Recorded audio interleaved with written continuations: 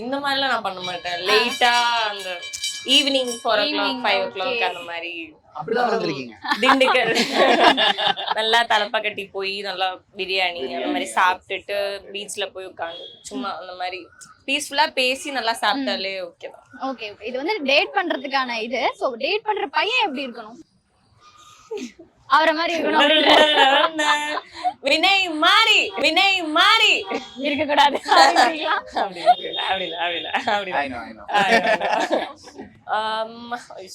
ரொம்ப டஃபான क्वेश्चन. இந்த கேள்விக்கு ஒரு ஆன்சர் கண்டுபிடிச்சா நான் எப்போ வந்து டேட் பண்ணி நல்ல அந்த மாதிரி இருந்திருப்பேன்ல.